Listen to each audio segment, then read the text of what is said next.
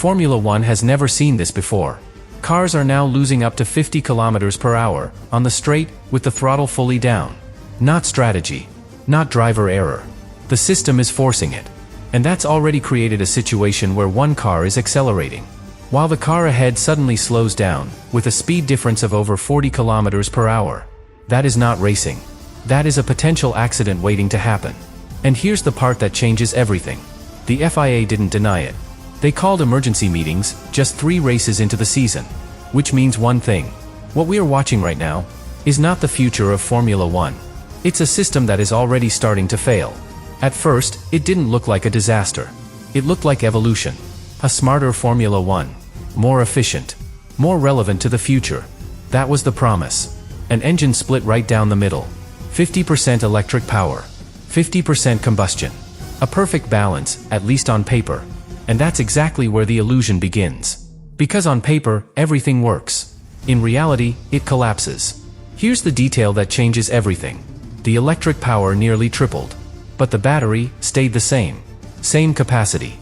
Same limitations. Now think about that. More energy being used every second. But no extra energy available. That's not a small oversight. That's a structural flaw. Because it creates a system that cannot sustain itself. And when a system like that is pushed to the limit, it doesn't bend. It breaks. In Formula One 2026, it breaks on every straight. Because the battery drains incredibly fast. We're talking about just a few seconds. Around 8 to 10 seconds at full deployment, and it's gone. Completely empty. And when that moment arrives, everything changes instantly. The car stops delivering maximum power. And starts recovering energy instead. Even with the driver flat on the throttle. That's the key detail. The driver does nothing wrong. The driver does nothing differently. But the car behaves differently. And that's where the problem becomes deeper than performance. Because this is no longer about speed. It's about control. Drivers are no longer fully in charge of what the car does. They are reacting to a system that decides for them. And that changes how they drive. Because now, they have to think ahead. Not about racing lines. Not about braking points. About energy. When to deploy. When to save. When to lift, before the system forces them to. And that's why something strange starts to appear on track. Cars lifting off, on straights. Long before the braking zone. It looks unnatural. It feels wrong. Because it is. Drivers are slowing down on purpose. Just to avoid being slowed down even harder later. That contradiction is at the heart of this entire issue. But here's where things get even more uncomfortable. Because this system doesn't behave the same way every lap. It depends on battery state. It depends on timing. It depends on invisible variables. Which means 2 identical cars can feel completely different in the same moment.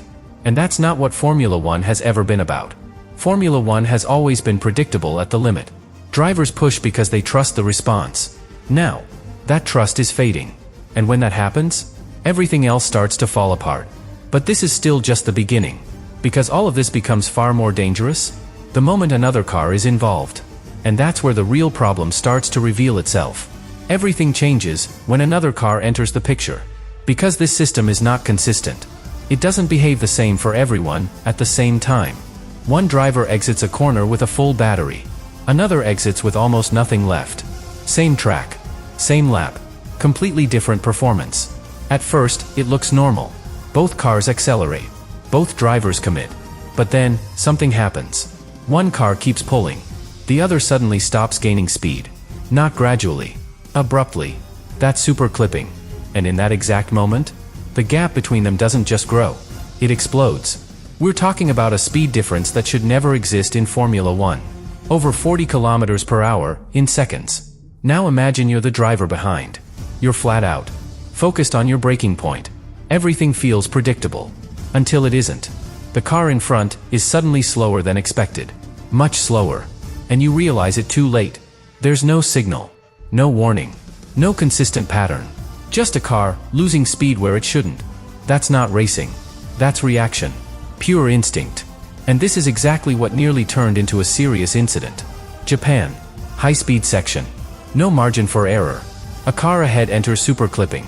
Loses speed instantly. The car behind arrives at full pace. The closing speed is brutal. There is barely time to react. The driver behind moves offline. Avoids contact. By meters. Just meters. And that moment changes everything. Because now the problem is no longer theoretical. It's visible. It's real. And most importantly, it's dangerous. This is what simulations failed to capture. Not the system itself, but how the system behaves in traffic. Because Formula One cars don't run alone. They fight each other. They follow closely. They depend on predictable behavior. But this system breaks that predictability. And once predictability disappears, confidence disappears with it. Drivers can no longer fully trust what the car will do. Not in a straight. Not in a fast corner. Not even when they're flat out. And when a driver loses that trust, they hesitate. Or worse, they commit, and the car does something unexpected. That's when mistakes happen. That's when accidents happen. And this is exactly what drivers warned about before the season even started. They described it. They predicted it. They made it clear. And still, nothing changed in time. Which leads to a question that becomes impossible to ignore now. If everyone inside the sport saw this coming, why did it take a near miss for anything to happen? And more importantly, what happens if next time, the reaction comes too late? The FIA couldn't ignore it anymore. Not after the data. Not after the near miss. Not after drivers kept repeating the same warning. So something unusual happened. They didn't wait for the season to unfold. They called an emergency meeting. And that word matters. Because Formula One does not use emergency lightly. It means something has already gone too far. Teams arrived with data. Engine manufacturers brought simulations. Engineers came with concerns they had been holding back. And for the first time, the conversation changed. Quietly, but clearly. The FIA stopped defending the system and started looking for ways to fix it. That shift alone tells you everything. Because you don't search for solutions unless there is a real problem. Now, multiple fixes are already on the table. Some are quick adjustments. Others would reshape how these cars behave entirely. But here's the issue. None of them are perfect. Every solution creates a new compromise. Fix one problem, and you introduce another. One idea sounds simple. Allow the car to recover energy at the same rate, whether the driver is on throttle or not. That removes the need for drivers to lift early. It makes the straights feel more natural again. But it doesn't eliminate super clipping. It just softens it. Another proposal goes deeper. Reduce the electric power when the battery drops too low. Extend the energy. Avoid the sudden drop in speed. Make everything more predictable. But there's a cost. Less peak performance. Less of that aggressive acceleration that defines Formula One. And suddenly, the question changes. What matters more? Speed or stability? Because right now, the sport cannot fully have both. And that's where the FIA finds itself in trouble. Not just because the system is flawed, but because the solution is complicated. Every path forward changes the identity of the sport. Make it safer, and it becomes slower. Keep it fast, and it remains unpredictable. There is no perfect answer, only trade-offs. And this is where the situation becomes bigger than just a technical issue. Because Formula One has always been about pushing limits. Engineering at the absolute edge. Drivers extracting everything from the machine. But now, the machine is limiting the driver. Forcing decisions. Forcing behavior. Forcing compromises that didn't exist before. And when that happens, the balance of the sport shifts. From driver control to system control. And that's the part nobody inside Formula One is comfortable with. Because once the system becomes more important than the driver, you're no longer watching pure racing. You're watching management. Energy management. Risk management. System management. And that's not what this sport was built on. But here's the deeper problem. Even if the FIA fixes the symptoms, the damage might already be done. Because perception spreads fast. Fans are noticing. Cars lifting on straights. Unpredictable speed drops. Drivers talking about saving energy instead of attacking corners. And once that image is established, it's hard to reverse. Which leads to the most important question of all. Is this season still recoverable? Or is it already a transition toward something else? Because if the foundation itself is flawed, then every race from this point forward is not just competition. It's a test, a live experiment, trying to hold everything together until a real solution finally arrives. And now, everything points to something much bigger. Because this is no longer just about fixing 2026. It's about what comes next. Behind the scenes, the focus has already shifted. Quietly, almost silently, toward 2027. Because when a regulation creates this level of instability, you don't just adjust it, you rethink it. And that's exactly what is starting to happen. Engineers are no longer asking how to optimize the current system. They're asking something far more serious. Was this concept flawed from the beginning? Because the idea itself wasn't wrong. A hybrid future makes sense. Efficiency matters. Sustainability matters. But the execution? That's where everything collapsed. Too much electric power, without enough energy to sustain it. Too much complexity, without enough predictability. Too much dependence on systems, without enough control for the driver. And here's the key detail that changes everything. This wasn't a limitation of technology.